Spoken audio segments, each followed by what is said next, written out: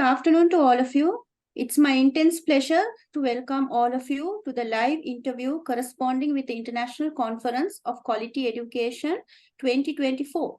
This conference will be held in January 20th to 24th, 2024 in the most happening and attractive city of India, Mumbai. This conference will be giving a rewarding opportunity to meet global leaders, personalities, inspirations from the education field. The main objective of the conference is to emphasize on empowering and equip the 21st century skills and raise the spiritual well-being in children by intensifying and strengthening the education quality by giving priority to STEAM education, employability, entrepreneurship, greening education, and mindfulness. To build up the atmosphere of the upcoming conference, we will be conducting live interview series with experts from the industry. Hi, I'm Sheva Suhair, Head of the Early Childhood Department, Senior Lecturer from Amazon College, Bambalapitiya, Sri Lanka. The host today for this amazing and interactive talk show, proudly on behalf of International Association of Quality Education. So, my dear lovely viewers, before we begin this interesting session, let me kindly invite the President of the International Association of Quality Education, Mr. Janake Gunathilake, to launch this session. Sir, over to you with pleasure. Thank you very much. First of all, I would like to wish all the best to Mr. Janake Gunathilake. Today we can watch very valuable discussion. He's a good educator, experienced educator. There are so many educators in South Asian region as well as in other countries. It is very important to get their knowledge, to get their best practices, to get their experience, to upgrade the quality of education. You know that we are going to conduct International Conference on Quality Education in Mumbai, January 20th till 24th. Parallel to our international conference, we do live interview series. We would like to invite educators in the global society to join with us, to share your knowledge, to share your best practices, to share your experience, to upgrade the quality of education. Thank you very much. All the best. Thank you, sir. So the moment has come and I take pride and honor and I'm privileged to welcome the famed, respected personality who is going to join us all the way from Oman and on the live interview series. Mr. Janake Gunathilake hails from the beautiful city of Welimada, close to Nuwara Eliya in Sri Lanka. Having completed his Bachelors in Science degree in Biology at University of Ruhuna, he pursued his career in education. Mr. Janake completed his Masters in the Education at Aldersgate College, Philippines. To gain more experience in overseas, he joined Sri Lankan School Muscat, Sultanate of Oman in 2010 and was promoted to the position of Assistant Principal for his capacity and exceptional leadership skills. At present, Mr. Janake is designated as Head of Academics in Sri Lankan School Muscat, initiating many educational reforms in the school to guide the school to achieve greater heights in quality, following the 21st century skills. Mr. Janake continues to provide exceptional opportunities for educational enhancements within the school. Sir, indeed, you are a role model for many. Your services, dedications, and the responsibilities you shoulder are breathtaking and mesmerizing. I feel honored and proud to be your talk show host and eager to listen to your words of wisdom. A very warm welcome to you. Good afternoon, sir. Hope you're doing well and excited to be in the show. And before we start, we would just like to hear some few words from you, sir. Yeah, thank you, Ms. Suhair. It's a wonderful opportunity for all of us in South Asians to share the knowledge based on your platform. Therefore, I think this will be a wonderful opportunity for all of us to share our knowledge. Thank you for this opportunity.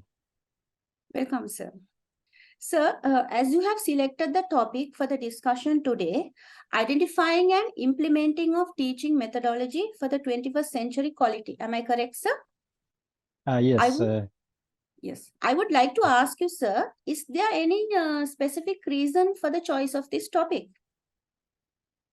I hope this topic will be valuable. Reason is the methodology, otherwise the teaching methods or the strategies are utterly important in the field of education. When we know that all kind of living beings have some kind of learning throughout their life from birth to death. But learning or the education is different. Then education is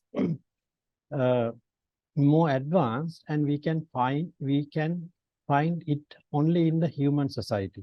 Therefore, education is strictly a human phenomenon. In the evolution of life on the earth, then human beings adopted systematic learning over the years. It is a result of their social behavior.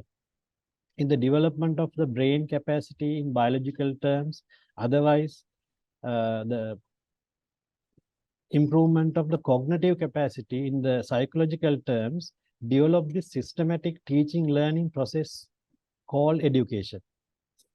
That is why when we observe or when we study the history of mankind, we can identify this systematic learning, otherwise education, even from the ancient civilizations like China, Egypt, and Mesopotamia even.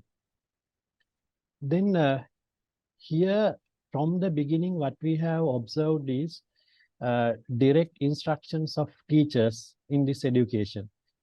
It is actually known as teacher-centered education. Most of the time, what they used was the direct instruction to students, and students are the passive learners in the class, and the teachers are dominating the class. But when it comes to the 21st century, there are so many methods in education, then the strategies have developed. That is why this discussing about this teaching strategies and the methodology is very important and a timely topic. That is why I selected this topic. Okay, sir. I totally agree, sir, to your point of selection, as children of today should be able to cater to the needs of the 21st century skills, where there could be a collaboration, critical thinking, communication, and creativity. This modern method can make them, prepare them for the future. Then they totally depend on the teachers. Sir, as you have mentioned that there are more teaching learning methods or strategies to be used in order to improve the quality of education. If you could flash the torchlight on the background of it, it will be more easier to comprehend. Yes, from the point what I have stopped, then we have been practicing, we had the education systems from the ancient times. But in most of the time, then what they have focused on two aspects. One is the knowledge and the other one is the skill. But later on in the society, and when the psychological advancement of the society, then people or the educationist as well as psychologist, everyone identified that there's something lacking in this education. That is why the third component came into the scene, that is actually came with this Bloom's taxonomy. Then Bloom's taxonomy was introduced in 1950s. It is actually that means hard work of a number of people as well as number of research and findings. There are so many hard work behind this Bloom's taxonomy. Then Bloom's taxonomy, the important feature of Bloom's taxonomy is Bloom's explained that educational objectives should be focused on three domains. Then three domains are the a cognitive domain. Cognitive domain is, in simple terms, it's a knowledge. And psychomotor domain is the skills of students. And the third one, that is the most important thing, which actually in all these discussions, we focused on this third aspect, that is the affective domain, the attitudes of students. In Bloom's taxonomy, when it is introduced, then it is not that the cognitive aspects or the psychomotor aspects are not important, but equally the affective domain is also very important. Then if we just go through this in simply, or that means briefly, what is this Bloom's taxonomy?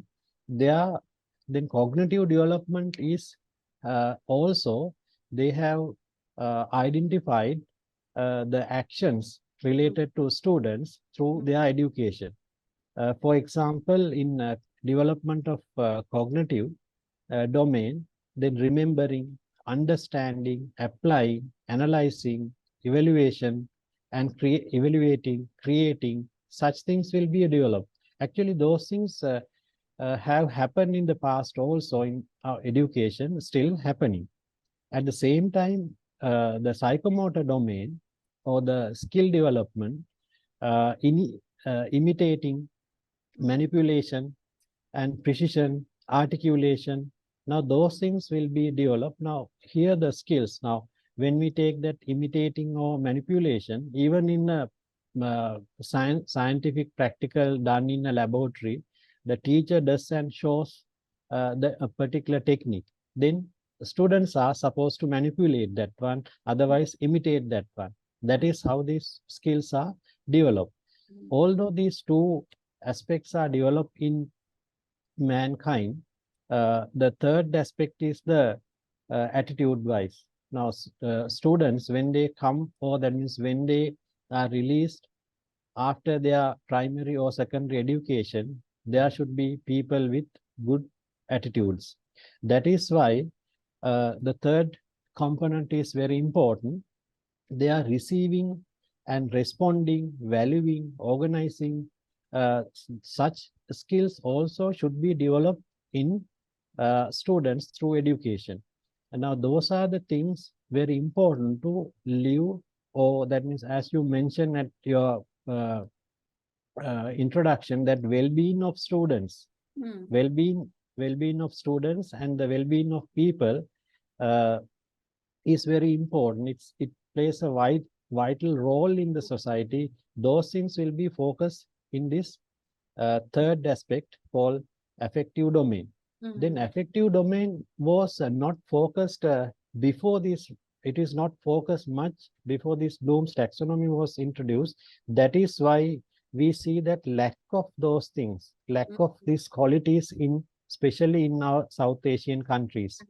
And the education was based on developing this cognitive and psychomotor domains in our system until 21st century, like 90s, 80s, and all these years. And some of the teachers are also the product of that education. Not their background is not the modern education. Now what we are going to implement is the third aspect, that is only important for this 21st century. And the other thing is, when this education now methods are concerned, then in order to focus the third aspect, otherwise the effective domain, or to improve the qualities and attitudes of students, we must be able to identify the correct strategies. Then what we have to analyze is, then what are the correct strategies to be implemented to develop those things. That is why I would like to mention here that there's an important finding called the learning pyramid. Then learning pyramid, if we that means in the learning pyramid, if you study that, then we can identify some of the important teaching strategies or the methods that we can implement to develop these things. Okay, sir. So what I understood is like we have to use the Bloom taxonomy when the teachers are preparing the lesson plans. So this teaching could be more definitely. successful. Yes. Yeah, definitely. So I feel, sir, this can stimulate all three areas, all three aspects of the child: the cognitive domain, that means the knowledge what he can get from the lesson which is taught; the affective domain where he's changing the attitude after what he's learning, and the psychomotor domain where he is able to use his skills. So this method could be very productive, sir, and thank you for your explanation on this. Sir, you spoke something about this learning pyramid, which is used to explain the retention capacity of students after the lesson by different teaching strategies. Could you please elaborate on the significance of the learning pyramid? Yeah, then this learning pyramid is the concept was introduced by the National Training Laboratories Institute in 1960s. Now we talk about that most of our education systems were based on this lecture method. Then it is important to see that how effective the lecture method is.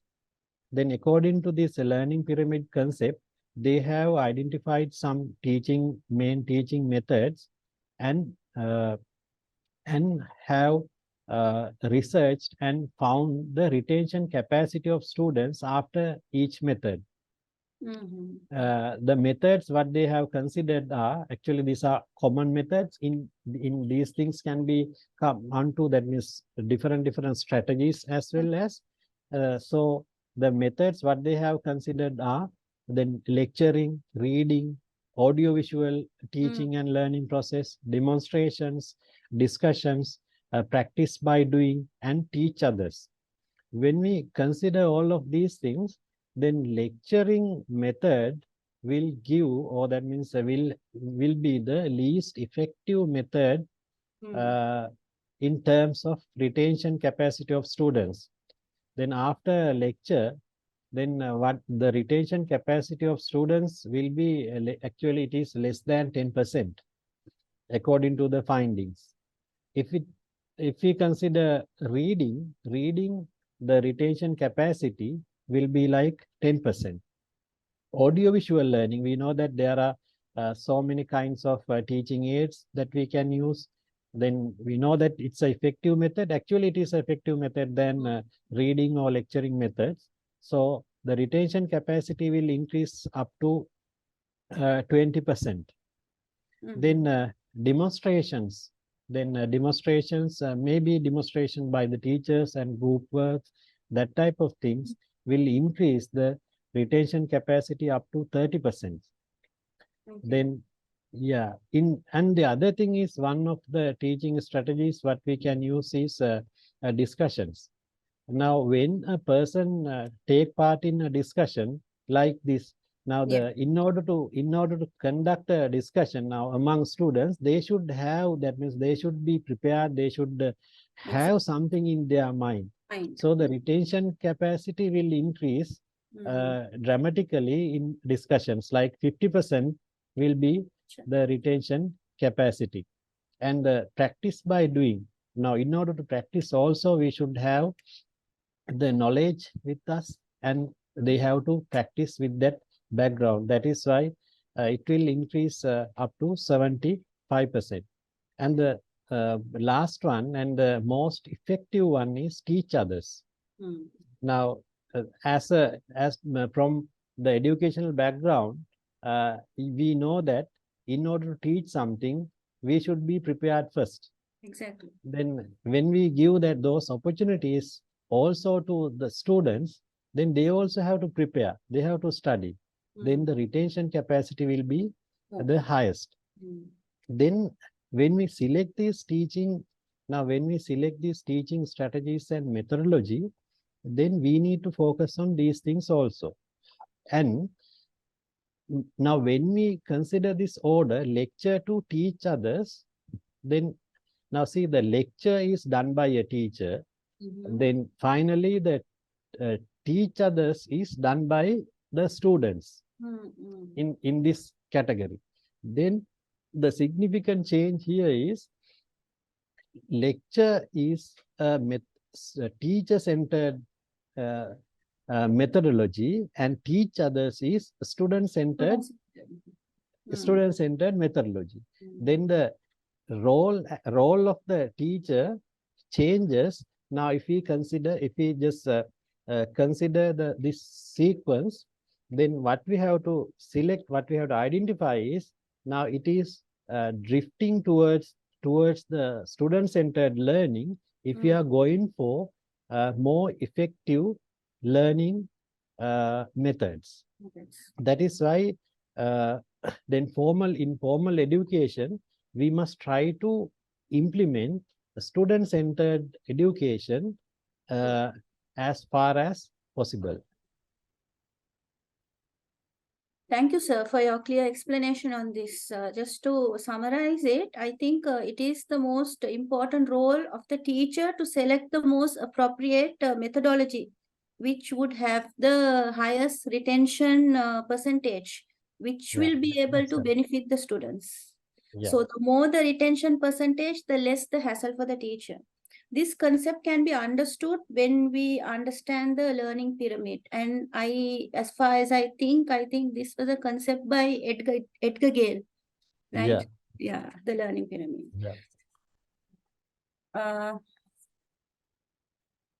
The role of a teacher plays in the classroom has a deep impact in the lives of the students.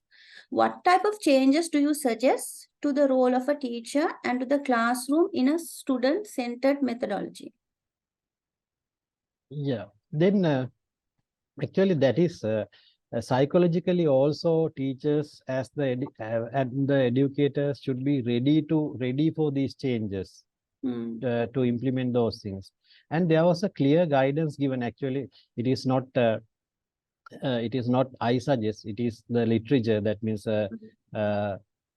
literature suggests these things. Then there are so many sources. Then I would like to quote one from this Northern Ireland curriculum. Northern Ireland curriculum, they have given that categorically. That means the changes should happen when we change from teacher-centered methodology to student-centered methodology. Then it is not only in the role of the teacher as well as role of the students, and the environment of the class, and the objective of the final outcomes. Then these changes what highlighted. Then teacher-centered classroom, what we have discussed, that teacher-centered classroom, and it will shift to a learner-centered classroom. Then learner-centered classroom, otherwise student-centered classroom. And in teacher-centered education, it is what is happening is product-centered learning. Then they focus the final term test marks. Otherwise, scholarships education, scholarships examination marks. Otherwise, IGCSE number of A stars or advanced level, the result, rank. Then that is the focus of education when students and teacher-centered education is there. It's more of the marks and the results oriented. Results oriented. That means now it is based the focus on the final outcome. Final outcome, yes. Final outcome only. Then in the middle period of the time is actually disregard. And in student-centered classrooms, it is a process-centered learning. The whole process of education is important. That is why there is a room to improve their qualities, attitudes, and all through the education. It is not only the final outcome of not the final outcome. Otherwise, it is not the final mark what they obtain. So full process. Full process is it is given the value for the full process.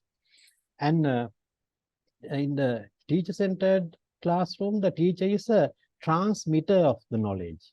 So teacher transmit the knowledge. And in a student-centered classroom, teacher is the organizer of knowledge. then helps to organize knowledge. Mm. And teacher is a doer in the class. Now teacher is doing everything. Yes. Yes, then here in a student-centered classroom, the teacher is the enabler, that means facilitating pupils to pupils in their learning. It's become a facilitator. And teacher-centered one, as we discussed previously, a specific focus is there, subject specific focus is there. But when it comes to the student-centered classroom, then holistic development is addressed. Not only the knowledge or the final outcome. Then, and the other thing is the role of the students are concerned. Students are passive recipient of knowledge in teacher-centered classroom. Actually, there is some dictatorship in teacher-centered classroom. And in a student-centered classroom, it will become active and participate. That means students will be participating in the learning process in active way. That is one of the difference. Then the other thing is focus on answering questions. Students are supposed to answer question when teacher-centered classroom is there. Then teacher will ask the question, the students are supposed to answer the questions. But when that role of the student also will change, the students are asking questions. Yes. Then students have that freedom to clarify their things. Yeah, then because teacher is not dictating everything, so students have freedom to ask questions and clear their knowledge.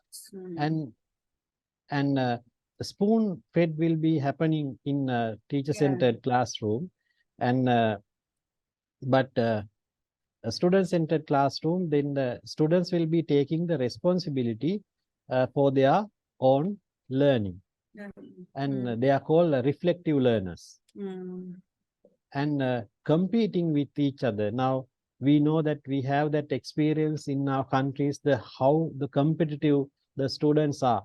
Then based on these public examinations and even for this term test and all, then that will be eliminated. I think it has already has happened and has happened in some developed countries. Then they have eliminated these exams up to grade up to certain grades. There are no exams, no competitive exams, no marks given, but the things were taught that they have come up to that level. Then here in a student-centered classroom, then collaborating in their learning. Now they collaborate with each other, they learn from each other.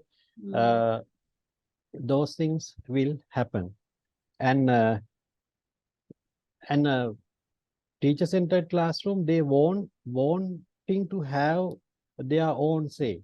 That means they want to have their own say because teacher is dominating the class.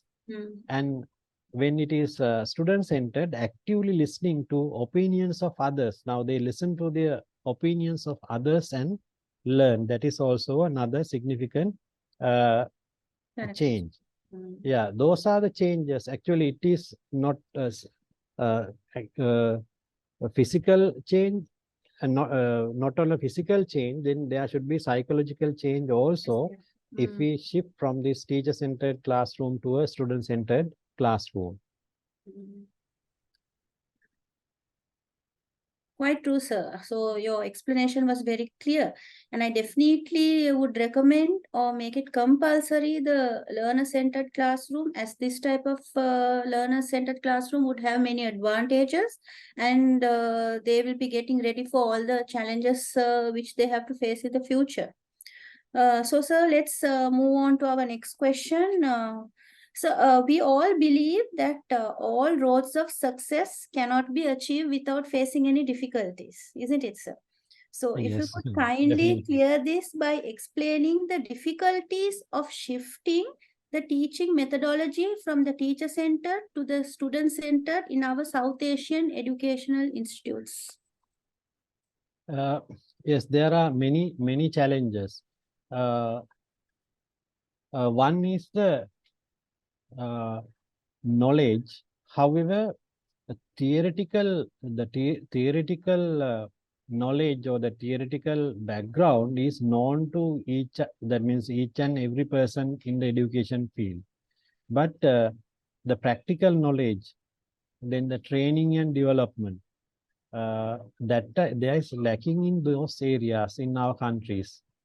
Although the theoretical knowledge is there, the one reason is the amount of funds that can be allocated for this training and development and monitoring process in the system. And another challenge is the number of students per teacher in South Asian countries in a classroom. Then sometimes, as per my knowledge, sometimes in some schools there are more than 50 students in a class also. Then in applying or implementing these teachers and student-centered methodologies, the number of students should be less per teacher. Then in most of the countries, they have who implemented these things, they have limited the number of students less than 15 per students in a class. And in primary classes, they were given assistance, that means to the teachers to reduce the burden per teacher. Then these things cannot happen with the financial constraint of South Asian countries to implement it all over the country. That is one aspect. And the other thing is some of the strategies can be implemented, although the number of students are more. Maybe that project-based learning, or that means problem-based learning, or that means some of the things can be implemented. And in those things also, that continuous monitoring should be happen. Otherwise, teachers of this era, most of them have used to that teacher-centered traditional teaching. Therefore, after some time, if the monitoring does not happen, then again they will go to their comfort zones and continue the traditional teaching. That is also one aspect. Other thing is simply we cannot apply these things in a school when there is a system. Therefore, then these things should happen starting from policy changes in policies and procedures also, because individually a person cannot change these things. It can be done only up to some extent. Then for those things also, there are resistance from the social resistance is also there. Then sometimes the political resistance will be there. For example, if you say that the now this topic is going on in Sri Lanka for a long period of time to stop these scholarship examinations in year 5 because of the burden to the students. Actually, it is a competitive exam. Now, what we are trying to do is through student-centered education to reduce the competition and develop the good attitudes and qualities. But but when it is proposed to stop that one, there's a social resistance. Social resistance is there. So those things are also some of the major problems in implementing these strategies. Otherwise, strategy only cannot be implemented in the class without changing the curriculum as well as the policies and procedures. However, those who are not governed by, that means governed by networks, otherwise by the government, those who have freedom to implement those things are implementing. That is also happening. It is not that these are not implemented, then those things are also happening. However, it is good to implement to do these changes in the future because it will give us more productive teaching learning process for the future generation. So, sir, from your explanation, I think the financial difficulty is the main factor where the South and South Asian countries are lagging behind to adopt this student-centered environment. Yes. So, let's keep our fingers crossed, hopefully very soon, as we are working hard to uplift our educational standards. This financial difficulty and also this social stigma will be also solved. Anyway, let me thank you, sir. Thank you very much, sir, Janake Gunathilake, for scooping out time for this live interview series from your hectic schedule. The knowledge what you shared was beneficial indeed. We all should take a step ahead and implement child-centered environment and put all the learning theories what we learn into practice. Hope this does bring a change.